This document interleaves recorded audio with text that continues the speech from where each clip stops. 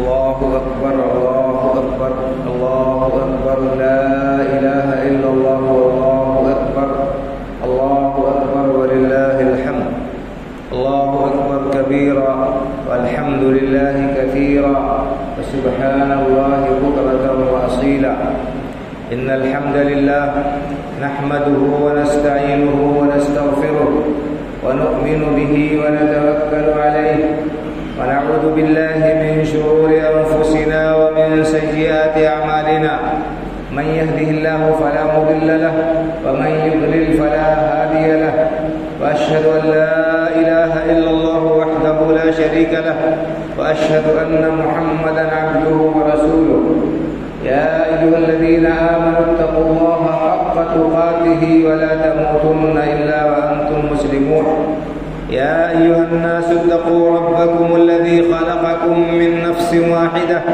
وخلق منها زوجها وبث منهما رجالا كثيرا ونساء فاتقوا الله الذي تساءلون به والأرحام إن الله كان عليكم رقيبا يا أيها الذين آمنوا اتقوا الله وقولوا قولا سديدا يصلح لكم أعمالكم ويغفر لكم ذنوبكم ومن يطع الله ورسوله فقد فاز فوزا عظيما أما بعد دینی و ملی بھائیوں اور بزرگوں اور خواتین اسلام، اللہ رب العالمین کا بے پایا فضل و کرم اور اس کا احسان ہے کہ اس نے ہمیں امن و عافیت کے ساتھ رکھ کر عید الاضحیٰ کا یہ مبارک اور خوشی والا دن نصیب فرمایا۔ اللہ رب العالمین سے دعا ہے کہ اللہ رب العالمین ہمارے اس عبادت کو اور ہماری نماز کو اور ہماری قربانیوں کو قبول کرے اور اس پر ہمیں دنیا اور آخرت میں بہترین بدلہ عطا فرمائے، آمین۔ بھائیوں اور بزرگوں اور خواتین اسلام، اللہ کے رسول صلی اللہ علیہ وسلم مدینہ منورہ پہنچے ہجرت کر کے۔ آپ نے وہاں دیکھا کہ وہاں غیر قوموں کے تہوار تھے جن میں وہ لوگ کھیل تماشے کیا کرتے تھے، لہو و لعب میں مشغول رہتے تھے۔ آپ نے صحابہ کرام رضی اللہ تعالیٰ عنہ اجمعین سے فرمایا کہ لوگوں، اللہ رب العالمین نے تمہارے لیے جاہلیت کے تہواروں کے بدلے یہ دو عظیم تہوار عطا کیے، ایک عید الفطر اور دوسرے عید الاضحیٰ۔ تو یہ دو تہوار اللہ رب العالمین نے ہمیں سال میں بخشے ہیں اور عطا کیے ہیں۔ ایک تہوار آتا ہے، ایک خوشی کا موقع آتا ہے، رمضان کا پورا مہینہ انسان روزہ رکھ کے گزارتا ہے۔ اس عبادت کی توفیق ملنے پر، اس ماہ مبارک کے اختتام پر وہ اللہ رب العالمین کا شکریہ ادا کرتا ہے۔ تو یہ 2 رکعت شکرانے کی نماز پڑھی جاتی ہے، عید الفطر کی نماز پڑھی جاتی ہے، اور یہ دوسری خوشی کا موقع ہمارے لیے آتا ہے عید الاضحیٰ کا، جہاں ہم پہلے نماز پڑھتے ہیں، اس کے بعد اللہ کی بارگاہ میں حسب استطاعت جانور کی قربانی پیش کرتے ہیں۔ تو اسلام کے تہوار انتہائی صاف ستھرے اور انتہائی قابل قدر ہیں، ان میں کوئی لہو و لعب نہیں، کوئی فالتو کام نہیں، اس میں کوئی ایسی چیز نہیں جو اللہ رب العالمین کو ناراض کرنے والی ہے۔ اور اسی طرح سے اس میں بندہ اللہ رب العالمین کی عبادت و بندگی کرتا ہے، اس کے سامنے سر تسلیم خم کرتا ہے، سجدہ شکر بجا لاتا ہے۔ تو ایک مسلمان کی پوری زندگی بھائیوں اور بزرگوں اسی طرح سے اللہ رب العالمین کی عبادت میں، اس کی اطاعت میں اور اس کے احکام کی تعمیل میں بسر ہونی چاہیے۔ یہ عید قربان کا موقع ہے، اس موقع پر ہم اللہ رب العالمین کی بارگاہ میں جانور کی قربانی پیش کرتے ہیں۔ اس عظیم قربانی کا کیا پس منظر ہے کہاں سے اس کا آغاز ہے اور ہمیں کس عظیم المرتبت ہستی کی اقتدا کرنے کا اور اتباع کرنے کا حکم دیا گیا ہے، یہ آپ نے بارہا سنا ہو۔ حضرت ابراہیم علیہ السلام اللہ کے جلیل القدر پیغمبر، اولو العزم رسول، اور ان کے لخت جگر حضرت اسماعیل علیہ السلام کا اللہ کے حکم کے سامنے سر تسلیم خم کرنے کا یہ جو واقعہ ہے، یہ ہمارے لیے بڑی عبرت اور نصیحت اپنے اندر رکھتا ہے بھائی اور بزرگوں۔ اس قربانی پر صرف جانور کے گلے پر چھری پھیر دینا اور گوشت سے لذت اندوز ہونا، یہی ہمارا مقصد نہیں ہونا چاہیے، بلکہ اس قربانی کی روح اور اس کا کیا مقصد ہے اس کو بھی ہمیں مد نظر رکھنا چاہیے۔ یہ قربانی بھائی اور بزرگوں ہمیں یاد دلاتی ہے، ہمیں اس بات کی یاد دلاتی ہے کہ ایک بندے مومن کا شیوا و شعار یہ ہونا چاہیے کہ وہ اللہ رب العالمین کی رضامندی کے سامنے اپنے خواہش کو اور اپنے جذبات کو قربان کرتے ہیں۔ اللہ رب العالمین کی رضامندی کے لیے بڑی سے بڑی قربانی دینے کے لیے آمادہ اور تیار رہے۔ یہ جانور کی قربانی تو ایک رمزی چیز ہے بھائی اور بزرگ، اور اللہ رب العالمین نے یہ بتا دیا ہے کہ اس قربانی سے انسان کا مقصد کیا ہونا چاہیے۔ اللہ رب العالمین نے رسول اکرم صلی اللہ علیہ وسلم کو خطاب کر کے فرمایا کہ فصلی لربک وانحر، آپ اپنے رب ہی کے لیے نماز پڑھیے اور اسی کے لیے جانور قربان کیجیے۔ تو یہ ہماری نماز اور ہماری قربانی اور ہماری زندگی کا سارا کام اللہ رب العالمین کی رضامندی کے لیے ہونا چاہیے۔ اخلاص ہر عمل میں سب سے پہلی اور بنیادی شرط ہے اس کی قبولیت کے لیے۔ اگر عمل کے اندر اخلاص نہیں پایا گیا، اللہ للہیت نہیں پائی گئی، اللہ رب العالمین کی رضامندی کا جذبہ ہمارے دل میں اور نیت نہیں رہی، تو ہمارا کوئی عمل اللہ کی بارگاہ میں مقبول نہیں ہو سکتا ہے۔ تو یہ فصل لربک وانحر، اللہ رب العالمین نے حکم دیا کہ اپنے رب کے لیے ہی نماز پڑھیے اور اسی کے لیے قربانی کیجیے، تو یہ جذبہ کار فرما ہونا چاہیے۔ اسی طرح سے قربانی کی دعا ہم جو پڑھتے ہیں، انی وجہت وجہی للذی فطر السماوات والارض حنیفا وما انا من المشرکین ان صلاتی ونسکی ومحیای ومماتی للہ رب العالمین لا شریک لہ وبذلک امرت وانا من المسلمین۔ یہ دعا ہمیں سکھائی گئی ہے، اس میں ہم اللہ رب العالمین سے کیا اقرار کرتے ہیں، کیا اعتراف کرتے ہیں، ہم کس چیز کا اظہار کرتے ہیں اپنے زبان سے۔ اگر یہ چیز ہماری زندگی میں نافذ ہو جائے، اگر ہم اپنے اس اقرار پر کھرے اترے، تو یقیناً ہمارا بہت ہی عظیم بات ہوگی یہ۔ اور اگر ہم نے صرف زبان سے ان الفاظ کو ادا کیا، ان کے معنی اور مفہوم کو نہیں سمجھے، ان کے کیا تقاضے ہیں ان کو پورا ہم نے نہیں کیا، ہم نے صرف رسمی طور پر قربانی کر لی، تو اس کا کوئی خاطر خواہ فائدہ ہمیں حاصل ہونے والا نہیں ہے۔ ہم کیا کہتے ہیں، انی وجہت وجہی للذی فطر السماوات والارض حنیفا وما انا من المشرکین، یقیناً میں نے اپنا چہرہ اس ذات کی طرف، اس ہستی کی طرف پھیر دیا جس نے آسمان و زمین کو بغیر سابقہ مثال کے بنایا۔ وہ عظیم ہستی جو ہر چیز پر قدرت رکھتی ہے، جس کی عظمت اور جس کی کبریائی کی گواہی یہ آسمان و زمین دیتے ہیں۔ اتنا زبردست آسمان، 7 آسمان ہمارے اوپر ہیں، اور اتنی زبردست زمین، اس کو بنانے والا وہ اللہ ہے۔ اس پروردگار کے سامنے میں اپنا چہرہ کر دیتا ہوں، میں نے اپنا رخ اس پروردگار کی طرف کر لیا۔ حنیفہ، تمام معبودان باطلہ سے کٹ کر، تمام دنیا سے الگ تھلگ ہو کر اکیلے اللہ رب العالمین کی طرف میں مائل ہوں۔ وما انا من المشرکین، اور میں مشرکوں میں سے نہیں ہوں، شرک سے میں بالکل بری اور بیزار ہوں، شرک سے میں متنفر اور دور۔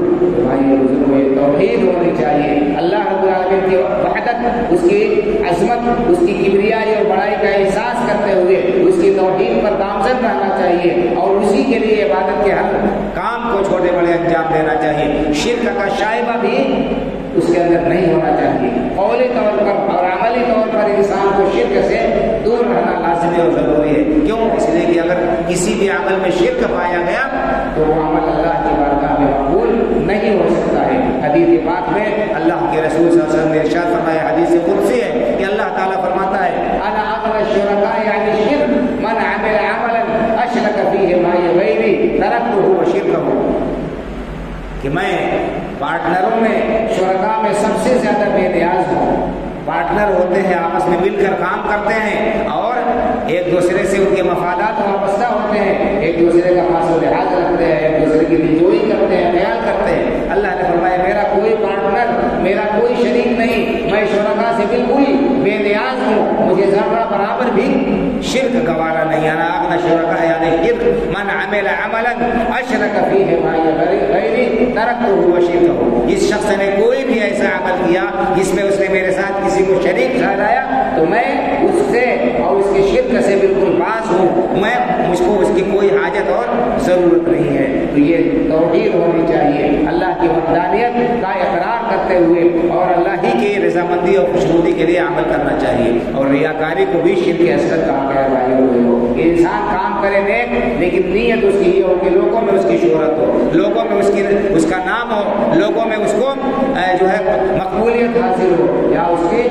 کا تذکرہ ہو. کوئی بھی مقصد اگر ہے تو اللہ رب العالمین کی رضامندی کے علاوہ تو وہ عمل بیکار ہو جائے گا. فرمایا کہ وما انا من المشرکین. اس کے بعد کیا کہتا ہے بندہ, ان صلاتی و نسکی و محیای و مماتی للہ رب العالمین.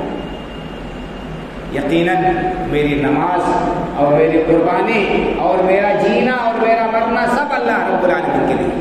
میرا جینا اللہ رب العالمین کی رضامندی کے لیے اور میری موت بھی اللہ رب العالمین کے دین پر آئے گی.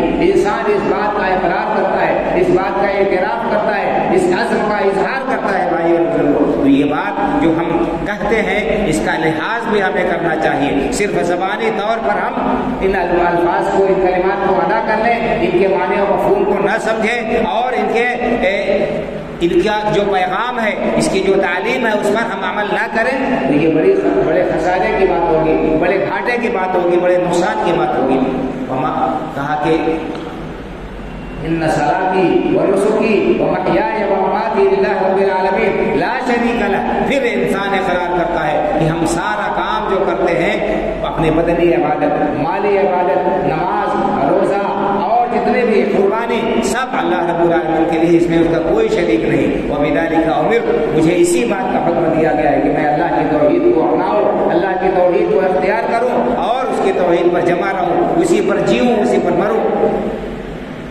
وَأَنَا مِنَ الْمُسْلِمِينَ, اور میں مسلمانوں میں سے ہوں, میں اللہ رب العالمین کے سامنے سر تسلیم خم کرنے والا ہوں. اسلام کے معنی آتے ہیں تابع داری کے, اسلام کے معنی آتے ہیں سر جھکا دینے کے. تو انسان اس بات کا اقرار کرتا ہے کہ ہم اللہ رب العالمین کے حکم کے سامنے سر خم کیے ہوئے ہیں, اللہ رب العالمین کے حکم کے سامنے ہم نے سر جھکا دیا ہے. یہ ایک بندے مومن کا اقرار ہے. بھائی اور بزرگوں, اس اقرار پر قائم رہنا یہ ہماری ذمہ داری ہے, یہ ہماری ذمہ داری ہے. تو یہ دعا پڑھی جاتی ہے لیکن ضروری نہیں ہے. اگر کسی کو یاد ہے یہ دعا قربانی سے پہلے تو پڑھ لے, بہتر ہے. اگر نہیں یاد ہے تو کوئی حرج نہیں ہے, بس بسم اللہ اللہ اکبر کہہ کے جانور ذبح کر دے, یہ کافی ہو جائے گا. بسم اللہ اللہ اکبر, اللہم منک ولک عنی وعن اہل بیتی. اگر ایک جانور ہے تو کہہ دے اللہ کے نام سے, اللہ بہت بڑا ہے, اللہ تیرے ہی طرف سے یہ چیز ہے اور تیرے ہی نام پر میں قربان کرتا ہوں, میری طرف سے. اگر انسان خود قربانی کر رہا ہے تو کہے گا عنی, اے اللہ میری طرف سے. وعن اہل بیتی, چھوٹا جانور ہے تو اس میں پورے گھر والوں کو بھی شامل کریں گے. بڑا جانور ہے تو جن کی طرف سے قربانی ہے, صرف اولی کا نام ایک آدمی کی طرف سے وہ قربانی ہوگی. اور چھوٹا جانور ہے بکری بکرا, بھیڑ دمبا وغیرہ, تو اس میں پورے گھر والوں کی طرف سے وہ قربانی کفایت کر جائے گی. یہ کہہ کے آدمی ذبح کر دے. اگر نام نہیں لیا قربانی کرنے والے کا, نیت دل میں ہے تو یہ بھی کافی ہو جائے گا, یہ بھی کافی ہو جائے گا. نام لینا ضروری نہیں ہے, اولا اور بہتر ہے. تو ہمیں چاہیے کہ ہم قربانی سنت کے مطابق کریں اور اسی طرح سے قربانی کے علاوہ اور دوسرے جو انجام کام ہے ہماری زندگی کے دوسرے معمولات ہیں وہ سب نبی کریم صلی اللہ علیہ وسلم کی سنت مطہرہ کی روشنی میں انجام دینا چاہیے, تاکہ اللہ رب العالمین ہمارے اعمال کو قبول کرے, ہمارے اعمال کو اللہ رب العالمین کے یہاں شرف قبولیت حاصل ہو اور ان پر ہمیں اللہ رب العالمین کے یہاں اجر و ثواب مل سکے.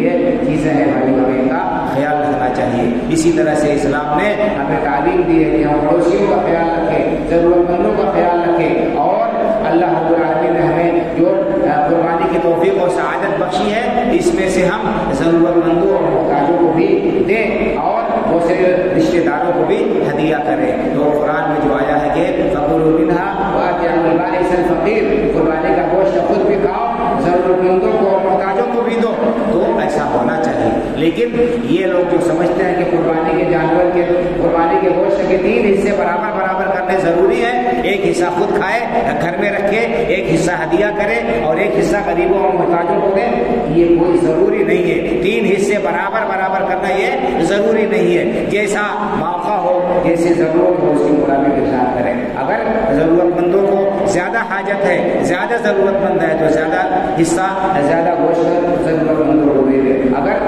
جو ہے کم ہے ضرورت مند انسان 1/3 سے زیادہ رکھنا چاہے تو رکھ سکتا ہے، لیکن ایسا نہیں کہ سارا اپنے پاس میں رکھ لے اور دوسروں کا خیال نہ کرے، ایسا نہیں ہونا چاہیے۔ بہرحال 3 حصے قربانی کے گوشت کے برابر برابر کرنا یہ ضروری نہیں ہے، جتنا ہو سکے اس میں سے انسان تو ضرورت مندوں کو بھی دے، اپنے متعارفین متعلقین اور رشتے داروں کو ہدیہ بھی کرے، خود بھی کھائے، خود بھی اس میں سے کھائے، یہ آداب ہیں۔ اسی طرح سے اسلام نے بھائیوں کو صفائی ستھرائی کا بہت زیادہ حکم دیا ہے، تاکید کی ہے کہ ہم صفائی ستھرائی کا خیال رکھیں۔ صفائی ستھرائی نظافت اسلام کا جز قرار دیا ہے، اور تکلیف پہنچانا لوگوں کو اس پر لعنت آئی ہے۔ راستوں میں، کھلی جگہوں میں ایسی چیزیں گندگی اور آلائش ڈال دینا، یہ اسلام کی تعلیمات کے سراسر منافی ہے۔ اس لیے ہمیں چاہیے کہ ہم جب قربانی کریں، اس کی جو آلائش نکلتی ہے اس کو متعینہ جگہوں میں لے جا کر دفن کریں، یا وہاں پر ڈالیں، یا ایسی جگہ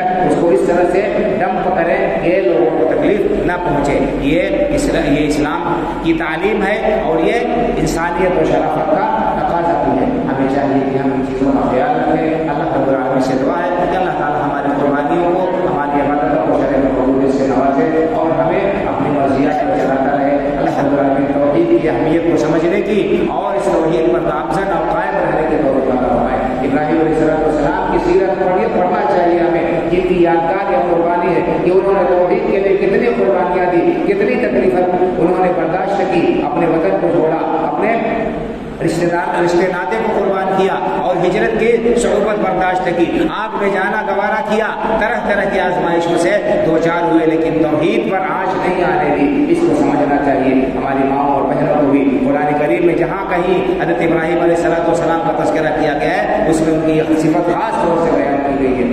آج کے الفتن دور میں اور الحاد و تحریت کے دور میں ہمیں اپنے ایمان کی، اپنے عقیدے اور توحید کی فکر کرنے کے ساتھ ساتھ اپنے بال بچوں، اپنے اہل و عیال، اپنے متعلقین کے بھی ایمان اور عقیدے کی اصلاح کی فکر اور کوشش ہونی چاہیے۔ اللہ تعالیٰ ہم سب کو توحید پر قائم رکھے، گامزن رکھے، شرک سے اور خرافات سے، بدعات سے، خلاف شریعت باتوں سے اپنے پناہ اور حفاظت رکھے، اسلام کو زندہ رکھے، ایمان پر